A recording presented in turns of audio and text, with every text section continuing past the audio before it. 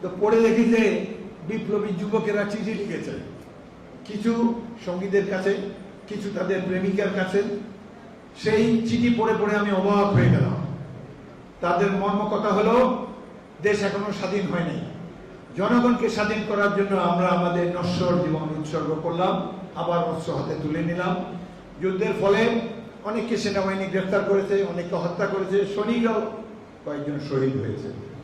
তো যারা চিঠিতে প্রেমিকাকে লেখে, এই পৃথিবীতে আমাদের আর মিলন হবে না, পরকালে যদি সম্ভব হয় আমাদের মিলন হবে।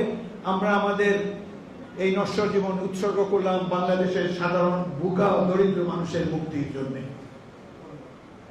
এই চিঠি পড়ে অবাক হলাম, বাংলাদেশে এখন এরকম ছেলে কোথেকে আসলো? আমি কোনোদিন রাজনীতি করি নাই। চিঠির কি ভাষা, এত সুললিত ভাষায় বাংলাদেশের বাস্তব চিত্র তারা তুলে ধরেছে। পরদিন সকালে ভোরবেলা আমাদের সকালের নাস্তা দেওয়া হলো তানোর ডাক বাংলার সামনে। একটা বেঞ্চের উপরে উপপ্রধান general Ziaur Rahman, brigade commander Shafat Jamil এবং আমরা তিনজন বসেছি। সেনাবাহিনীর চিরাচরিত নাস্তা, পুরি এবং চা আমাদের সামনে দেওয়া হলো। চা খেতে খেতে জেনারেল জিয়া বলে, আচ্ছা শফাত, এই যে ছাত্ররা যুদ্ধ করে, এরা বন্দী হয়েছে, একজনকে আনো তো, আমি দেখি একটু।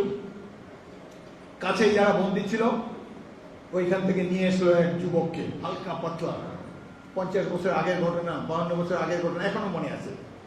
এই ছেলে ইন্টারমিডিয়েট পরীক্ষায় 3rd হয়েছিল পুরো রাজশাহী বোর্ডে, অনার্স পরে রাজশাহী বিশ্ববিদ্যালয়ে।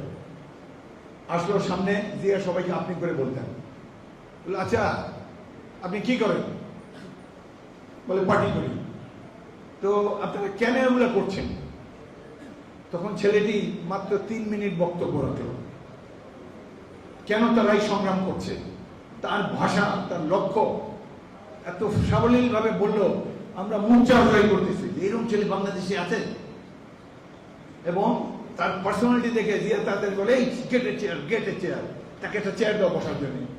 ছেলেটা বসলো চেয়ারে, আর্মির হাতে মারপিট খেয়েছে, কোনো চিহ্ন নেই তার হাতে। চেয়ারে বসলো, জিয়া তাকে বললো, 1 কাপ চা খাবেন? সে বলে, না, আপনাদের চা আপনারাই খান।